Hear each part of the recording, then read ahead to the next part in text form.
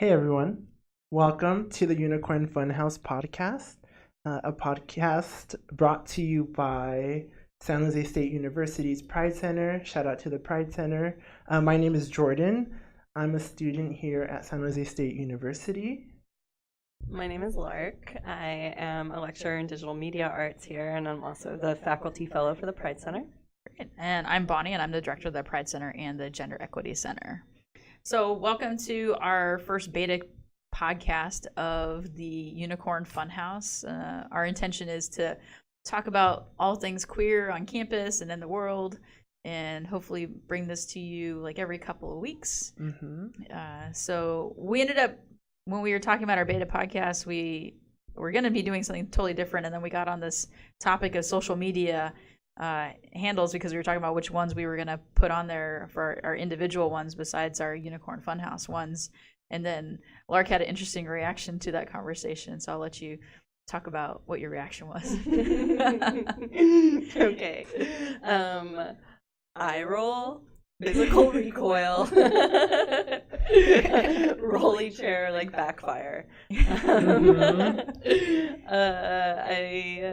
I just have a hard time reconciling my personal life with my public face on social media, and it's something that I'm trying to negotiate.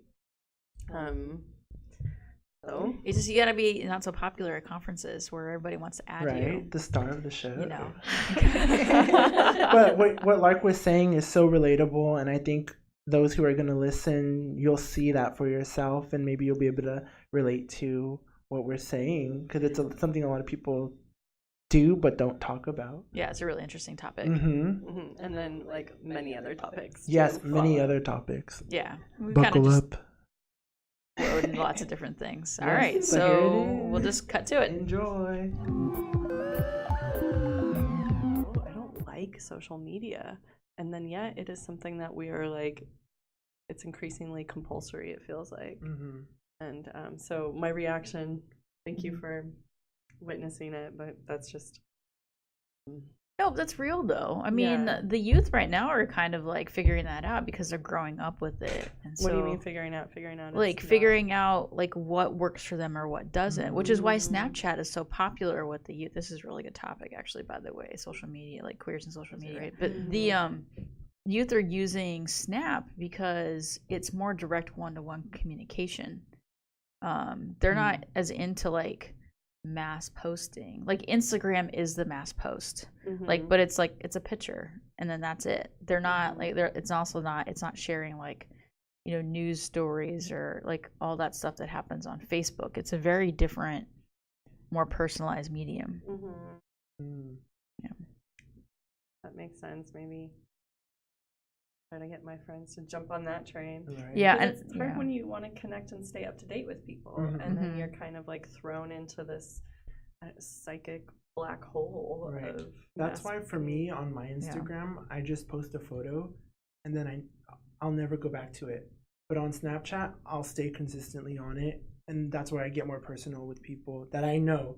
I'm not now the people that follow me on Instagram and like whatever I post, not all of them are on my Snapchat. So it's a little less, they don't have that connection to me like my friends and family do on Snapchat. But even Snapchat, I'm finding I'm on way too much. I'm expecting too much. So I'm like, okay, I need to wean myself off it. I need to put Snapchat on silent. Yeah, You know? like kind of evaluating your usage and how much you're using it. Like, Yeah, like 'cause- is it useful in your life? Right. So for Instagram, I think it's perfect for if we want to like, if anyone wants to do something with a business and advertise on, you know, Instagram or post a little flyer on Instagram. But with Snapchat, you could be more personal. But that's how I use Instagram. I think we use should it. just make this Instagram our also first fine. topic. No, I'm Really? serious. Well, we could, like you said, we could take. No, I this think and- that we should just use that to talk about. I'm like, Mhm. you know, you two have a different perspective, kind of on social media too. You know, you have a different history with it. I feel like with me, I see what the new generation is up to with it and how they feel about it.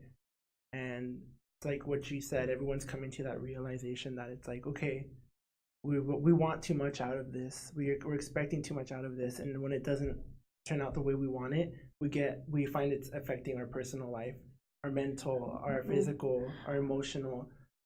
So now we know, just post and leave or whatever. Well, there's also or don't even post. well, there's also different perspectives on where people are at too, with Mhm. like in where they're at in life. Their own Like, life, right. well, because like people when they graduate, like you might still you maintain some of those ties, but like people are starting to move towards LinkedIn. They're starting to move Mhm. onto Facebook. Like Facebook is seen kind of like not necessarily as a more mature platform, but for people who are more like not that they are more mature, but just like that they're older. And so like using it as a way to like blast what they're doing and announce what they're doing instead of a like super social engagement. Like it's like some social engagement, but it's more like, hey, this is what I'm up to. Right.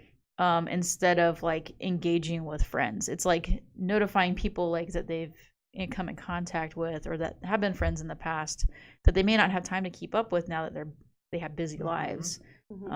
Especially if they start having kids and families and stuff like that. That gets harder as you get older. And it's just a different stage of life. It's interesting all these different platforms are like have been engineered to serve different purposes, like engineered by the makers, but also by all the contributors, by the humans who are engaging with it. But like Facebook, because it is the major event platform. I just did the tapping on the table thing. We'll see if it comes up. Hands up. Roller coaster platform. Our safe word is roller coaster.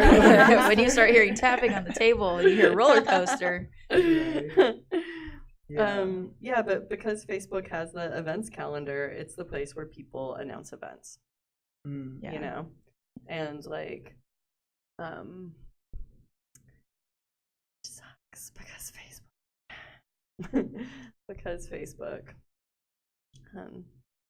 And the other thing about what you're saying about like it not necessarily giving you what you expect, not only is there this difference in where you are in life via age, but geolocation. You know, so thinking about how it's like social media serves different purposes for people who are in cities versus people who are far away. Like they're looking to connect with people across distance. People in cities are trying to figure out what they can do like tonight. You know. Yeah, I mean, I use it to connect with like colleagues from across the country or family that are not local or right. So there are pros and cons, but I think it just takes like a balance in someone to see. Okay, I'm on it too much. I just want to go on it and see my aunt, or I just want to go on it and post this, so people know about what I'm trying to do today or tomorrow. It's like a tricky. Well, the thing is, the look that thing. Is that it the way that it affects our neurochemistry, and like Snapchat, the streaks that you get, right? Like I break them all the time. Do you know what the streaks are? No, right? I don't. I'm not really a Snapchat user. I take it off my phone because it drains the battery. Does it really? Well, it has in the past, so I haven't tried it on my new phone and any new updates. But like, no, but that's why I've added it and then deleted it multiple times because it was just a resource hog on my phone. It was killing my battery. And it's a resource hog in your life. So. Yeah. It's taking energy in a different way. Yeah, right? Especially during midterms. But I'm the worst streaker. So explain what streaks are. You're a streaker. Are, right? Don't think classic about streaker. It like that. Streaks are basically you snapping back and forth with another person days in consecutively. So it has to be, I see. And it'll tell you you're 5 days in a streak. I've gone 50 days with someone and then I broke it because I'm the worst. I have Snapchat silenced now. So if you snap me, I probably won't go on it if I'm busy during the day. And by the time I go on it at like 10 p.m. or 11 p.m., our streak is done because I didn't. Is your tagline now? Don't streak with me. Don't streak with me. Right? Like Hashtag not streaker. No streaking.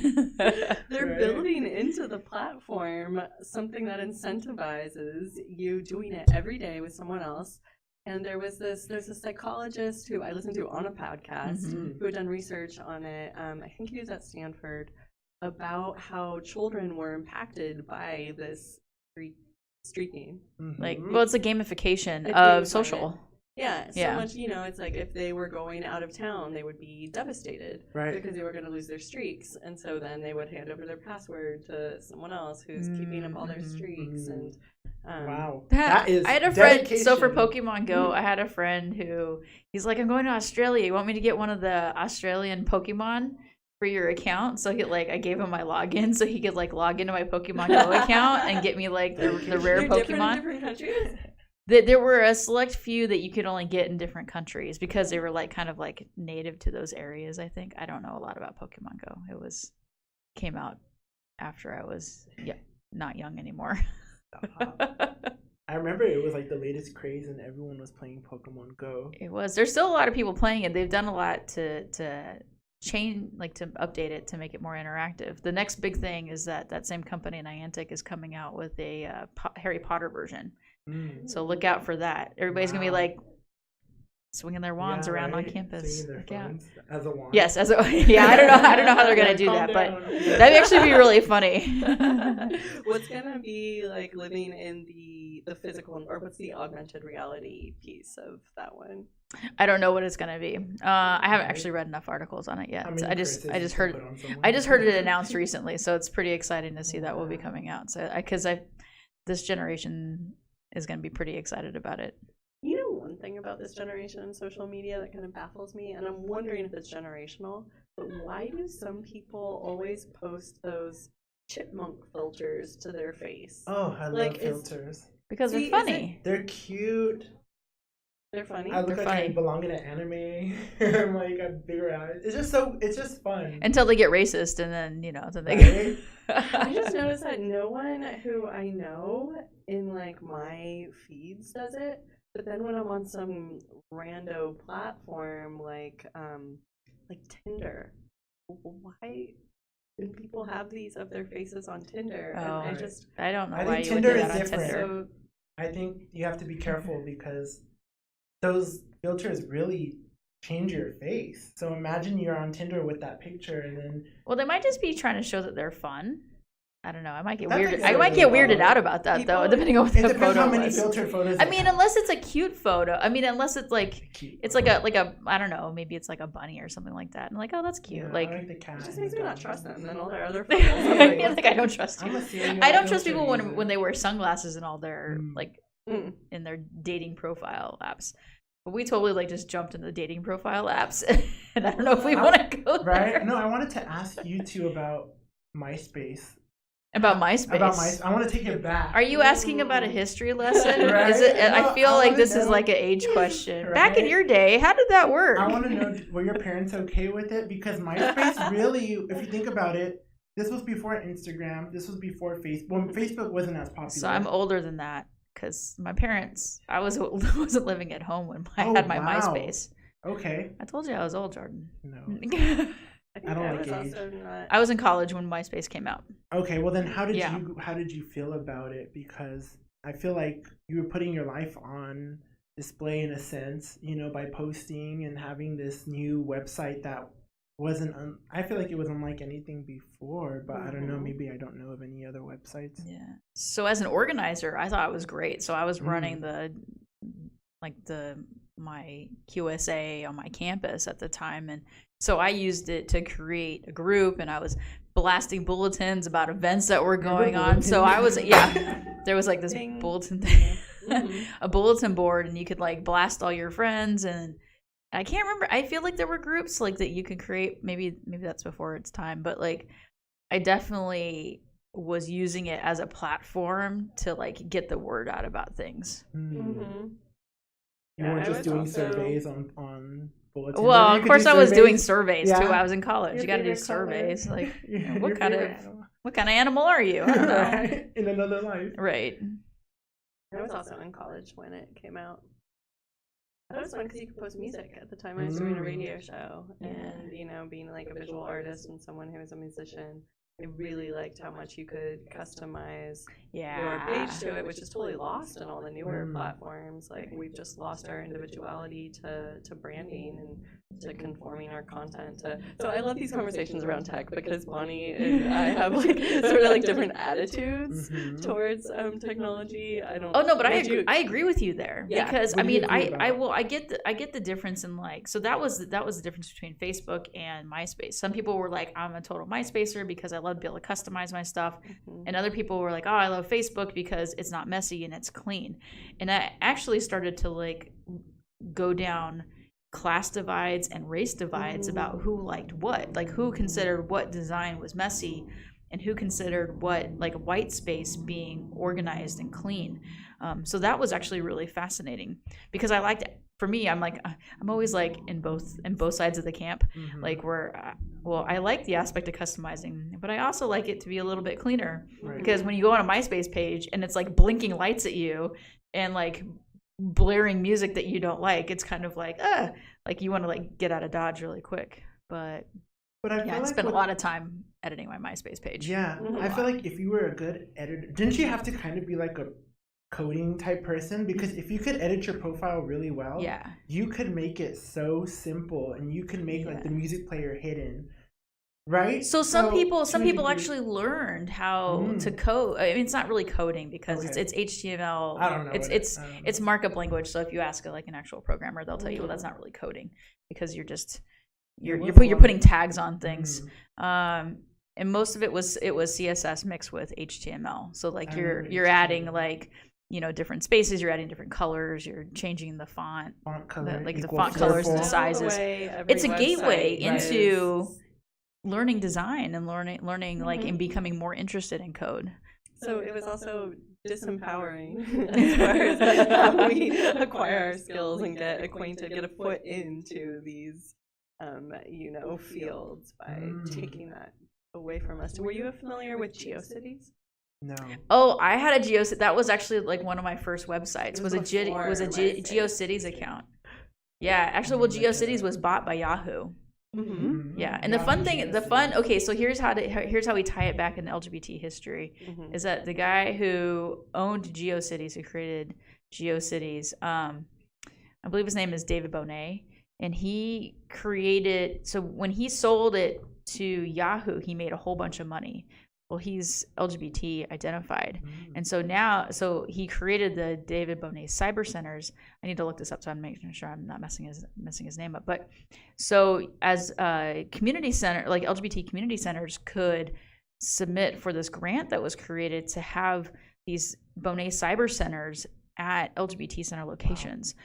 So they would buy all like the computers and the hardware, and I think help them pay for the internet connection to be able to bring access to the internet to the community. And so I know there are several colleges that were able to get like mini cyber centers. So it's like 3 or 4 computers in the space, but it allowed access to technology at a time when it was harder to get access in the late 90s and early 2000s.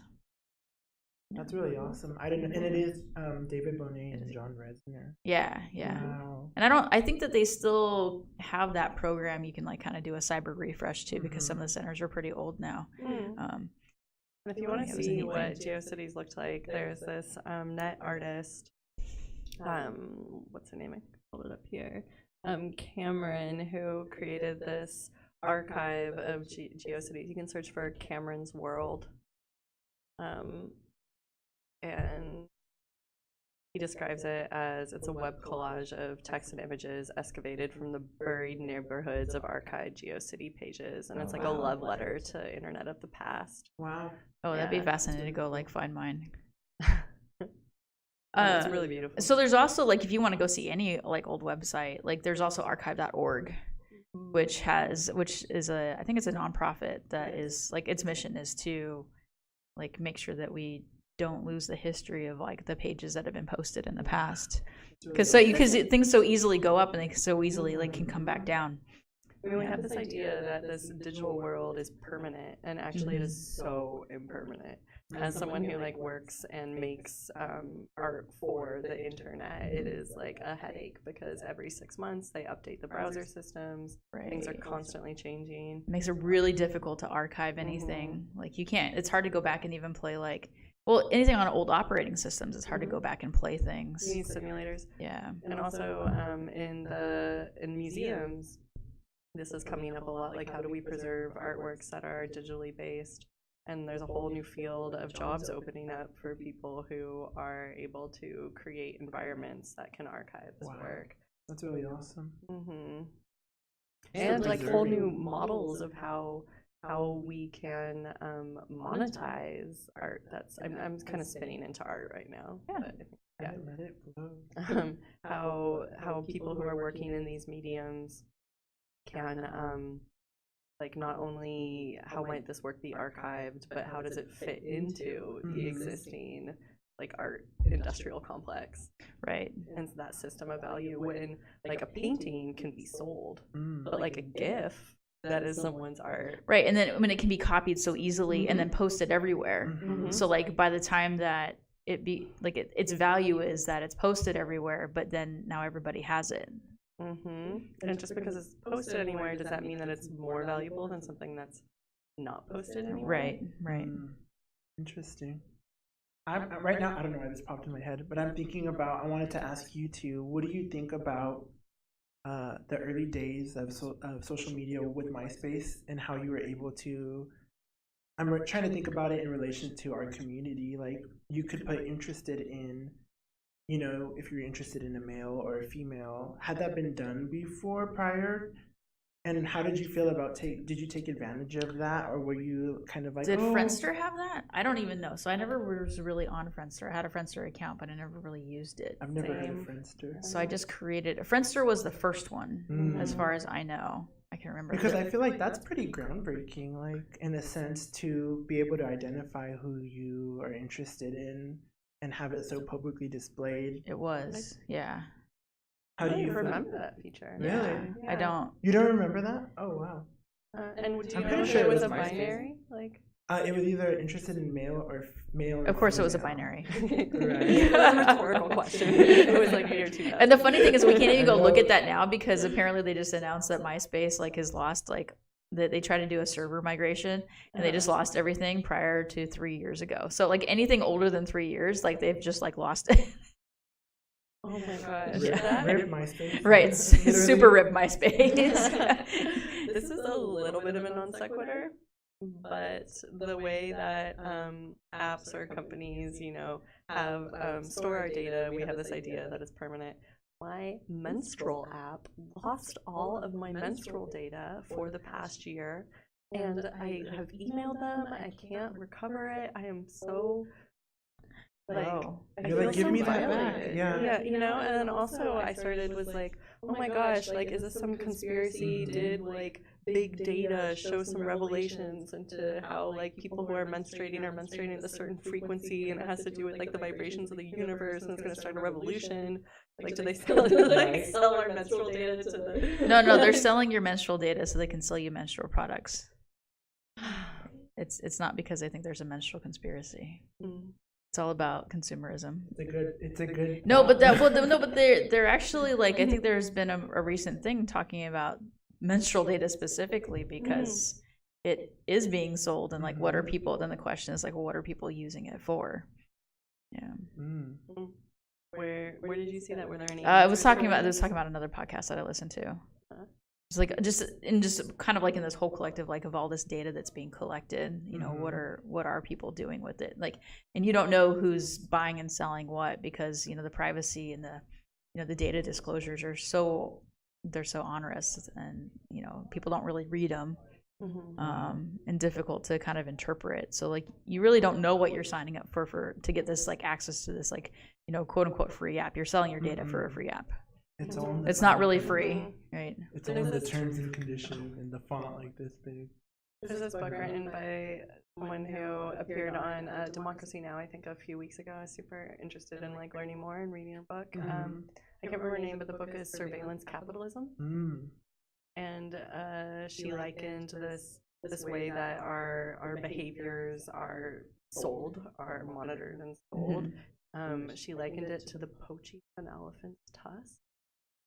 Oh wow, that's intense. Yeah, it was a little intense, and it's like stuck with me. It made an argument that it's like taking our humanity from us, like what we're by not only like our uniqueness, by not only like observing it, but also manipulating our like desires Yeah. and our actions. I could see that. I think it's it's one of those questions of like, is it being used for good or evil? Like, you can say the case for like using it for good is like if you're getting a whole bunch of data, you're able to do like some big data analysis, and maybe you might be able to find cures to diseases. That's always like kind of like used as the positive.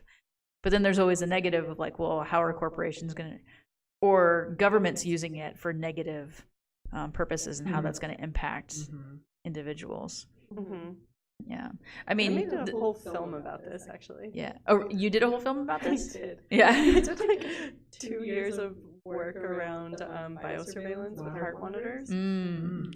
And I created, well, it started off with my very earnest desire to make a device that would help people heal through biofeedback.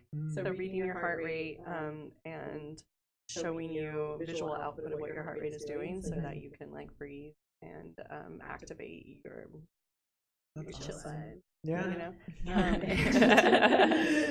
But then in researching it, I got so freaked out by biosurveillance that heart rates could be read by a webcam, by a camera pointed at your face. And like that this is just such an intimate organ of our body, like such, kind of our most private selves when we think about what the heart means. Right.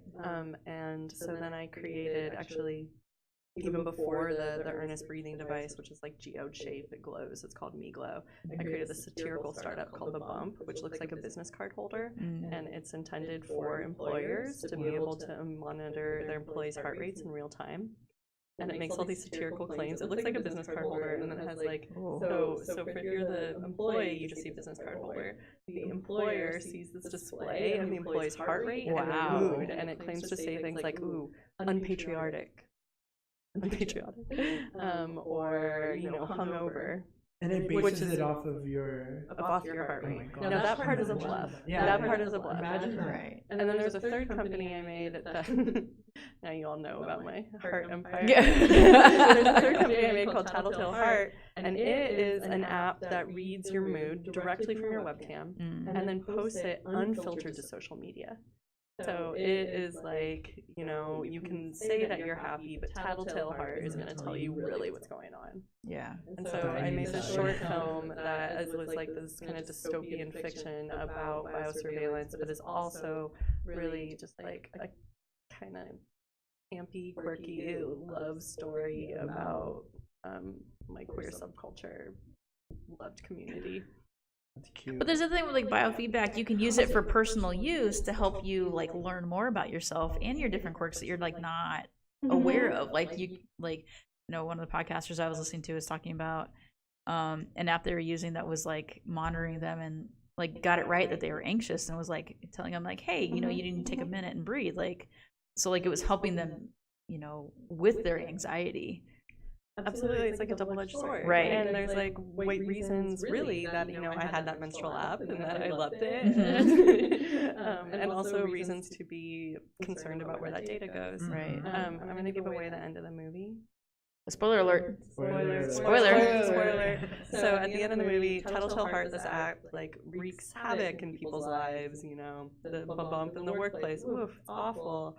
At the end, one of the characters who was doing a Tattletale Heart reading while driving, reminds me of my little accident last week, is doing a Tattletale Heart thing while driving, crashes, and then Tattletale Heart is like below her as her head's on the steering wheel, and it says, this person is critically injured, calling paramedics. That would save their life. Right. And I feel like that's the reality. Yeah. Some of these apps do, because they'll monitor heart rates and then they'll let somebody know that they're like experiencing some issue with their heart or blood, some sort of blood flow or something. Yeah. And then they're able to get help. We rely like heavy on a lot of apps, and we're investing so much in the apps, and then when something like this happens, we're like, what the heck, Which one do you use? Which app? Dare I ask? I know. Yeah, what app? I don't really have many apps on my phone besides Snapchat, Instagram, my bank, which I probably shouldn't say, but that's on. Well, my I mean, phone. a lot of people have. Yeah. Yeah. They It's say all not it's all that. should be encrypted, right? Yeah. Yeah, but some people are like secret, right? It should be. But that's it. Like, I'm not really onto my phone. I'm like the worst texter. You know, I just don't. I'm at the point in my life right now where I'm like, I don't want to be on my phone as much, so I don't invest too much into it. But do you remember a few years back, like all the phone services went down, or I think it was like Verizon or something. I could be mistaken, but the phones went down in Gilroy. It happened. I don't know if it was anywhere else. And people, no one knew what to do with ourselves. We were like, what do we do? Because everybody's so used to checking their phone like every 30 seconds. Unless you had Wi-Fi, you couldn't go on your apps or anything. You couldn't make calls, and like people were like almost animalistic, like scratching and just so anxious about it. But that just shows how much we are like invested in our phones and our apps, and it's so helpful, you know, when you have apps like what you have and like banking and stuff. But it's like also kind of like, oh my gosh, what happens if it goes literally away? Oh my gosh, I mean, I think that it would. I'm like fidgeting at every moment that I'm not with my cell phone. I feel like I definitely have some attachment compulsion. But at least we can talk about it, and you can like recognize it. You know, a lot of people don't stop and think. It's the first step to recovery. No, but a lot of people don't stop and think about how much you are invested in your phone, and like real life is happening around you, and we're so like down and our neck's starting to hurt, and like we're forgetting about people's birthdays and stuff. I'm guilty of it, so I'm like, I need to stop. Right? No, I don't want to be on my phone. I'm the type of person, I like to write things down, but then it'll stay in my room on the calendar, and like I'm out and about, just don't remember, you know? Yeah, there's very few things where I have like alerts on my phone, and it's like my calendar is one of those things. My email, I have that shut off, but like I feel like I'm like the super tech head, but I don't feel like I depend on my phone, but I'll set it down for a couple hours at a time. Yeah, because I don't.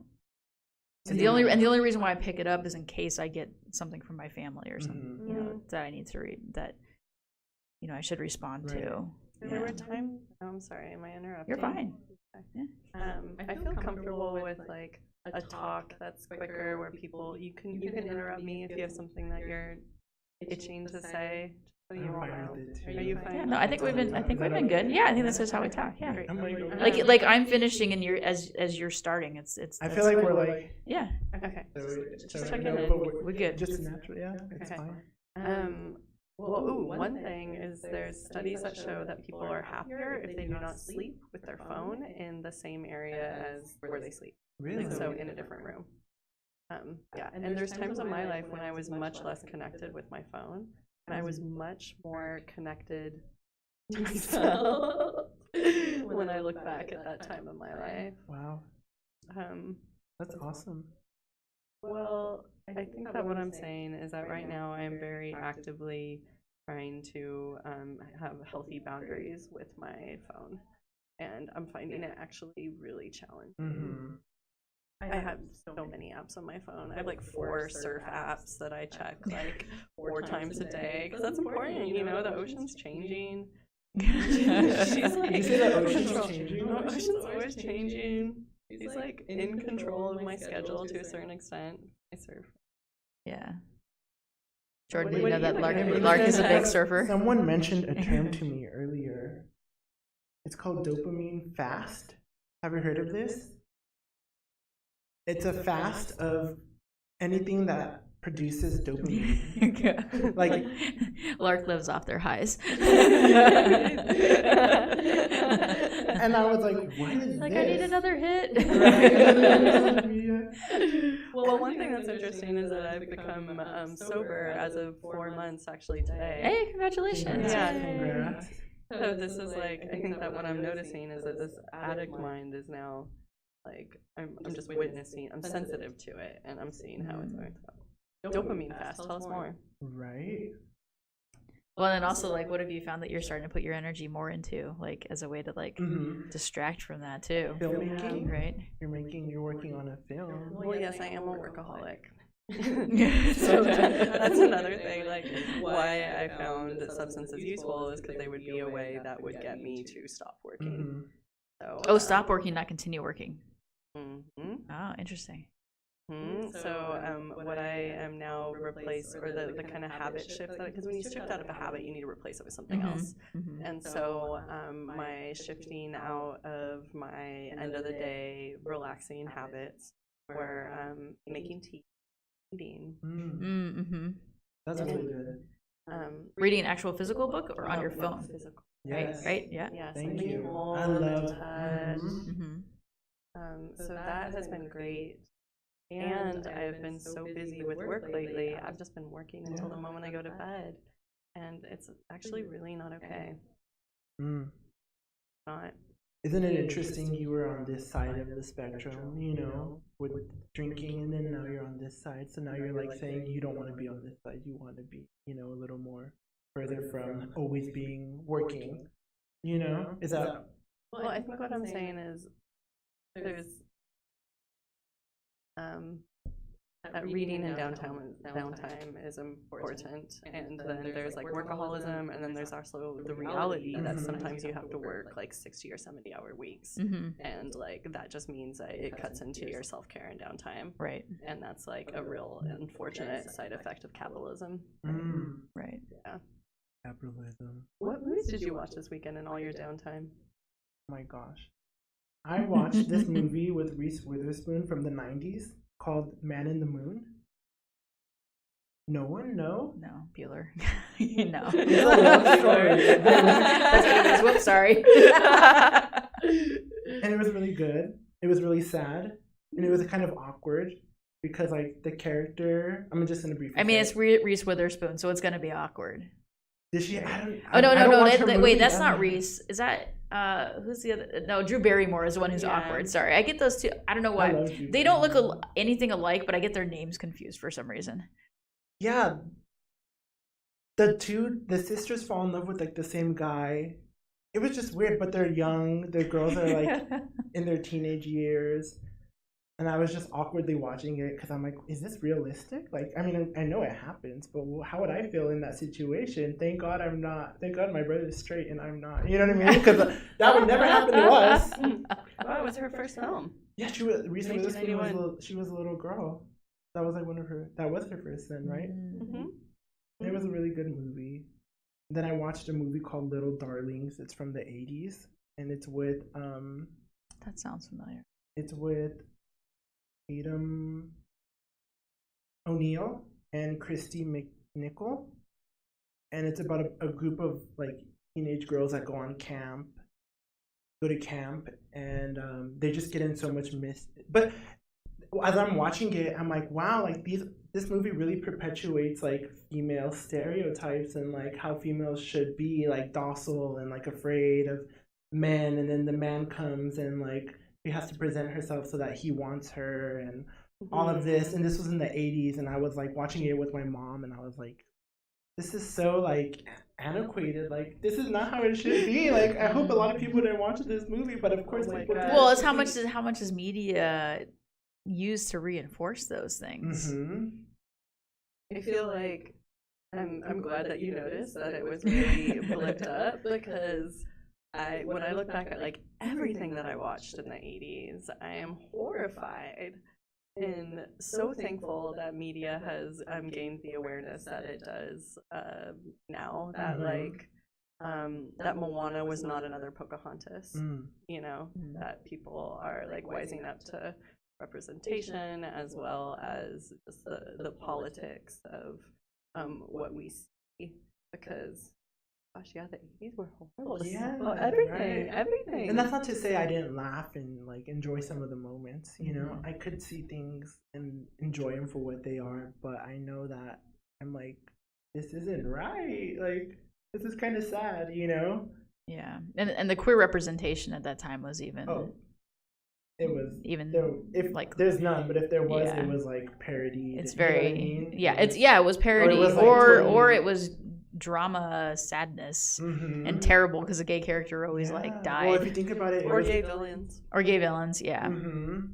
during like the HIV and AIDS epidemic, like it was like that's how people.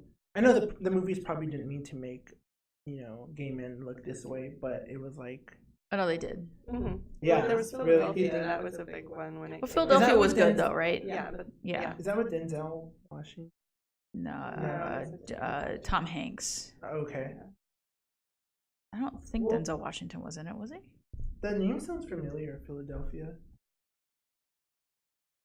I'll look it up. Wait, I just Google search and got the city. I'll be a little more specific. Like- Philadelphia movie. Well, when I'm thinking about other, okay, the Birdcage comes up. Oh, I love the I've never Birdcage. seen that Like movie. super campy, stereotypical, but hilarious. It's like one of those things where like, it took the fun things about the community and just like emphasize them. So like if you're of the community, it was a lot of fun. Like because you know those things exist, but you also know that they exist like at the ends of the spectrum. Like that's not the all the time. And so the danger though for that is then the general population sees that as like, oh, that's how the community is. Right? So like different people view it with different lenses. Like it's that thing with comedy is like you can be laughing with the comedian or you're laughing at the comedian because the comedian's talking about their own culture. So it's one of those like weird things where, straight people in an audience laughing at a gay comedian, they're laughing at the things that are happening, not with it. And they're very different perspectives. That's interesting. Fact check, Denzel Washington. Yes. Good job. I knew it. The name sounds familiar of the movie. I just haven't seen it. One thing when you were talking about comedians right now that popped into my head was Nanette.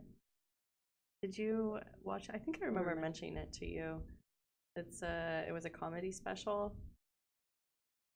Is that the most recent like Netflix? By Hannah Gadsby. I haven't watched it yet. I think it's in my playlist. Yeah. Be curious to like, and if you made like a wild like I know I did that zipper once too. I was like, sound. I don't want to wear the headphones. I'm like, please behave. It'll be fine. It'll be fine. Maybe we should do a comedy, like a queer comedy that would be section fun. as one of our podcasts. That would Yeah. be cool. Yeah. And this Nanette one was really striking because she's like, I don't want to have to make a joke out of these things. Like, actually, I'm exiting comedy because I can't make a joke out of all of my experiences. Yeah. Like, this is actually not funny. Well, and that's what made Ellen so powerful. Is that Ellen is like she makes fun of like everyday random things, and the way that she tells it is like really funny. So she doesn't make fun of people. It's kind of like the Seinfeld effect, where they like talk about situations and people do goofy things, but it's not their identities that you're talking about and making fun of. It's like just the quirky things that people do every day. Right. Yeah, I like Ellen. I wish her show would have went longer. Like do you remember her show that like it was literally called Ellen? I remember that. I watched it. I mean, I we seen, came like, reruns. Ellen and I came out together. Really? Yeah, well, I came out just before Ellen did. Well, Oh, on cute. TV, but she was out before that. But I watched her show in high school thinking, I really connect with this character, and then she came Really? out and I was like, oh, that makes You're like, sense. that's why. Yeah. I love that. I saw reruns of that show. I love that show. I feel like it was like groundbreaking in a sense.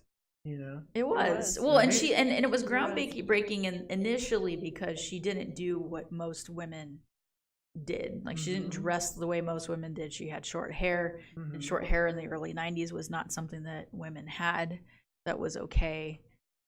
So like she debunked a lot of things. She was like the owner of her own store.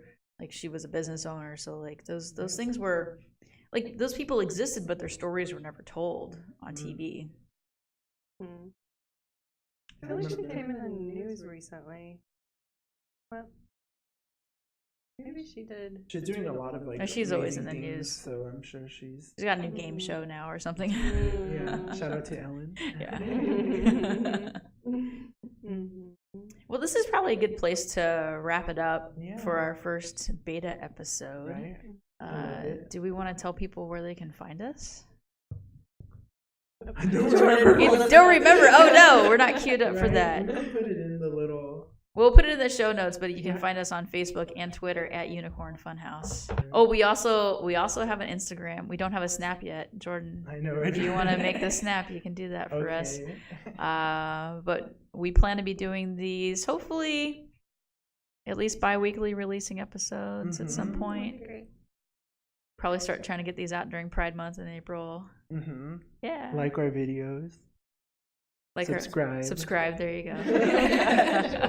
Just wait with the video that's gonna come up. It's gonna have flying things on the right and left. Right. Put on your post notifications so you get updated when we post. That's what everyone says nowadays on YouTube. You all are awesome. I'm so excited for this endeavor.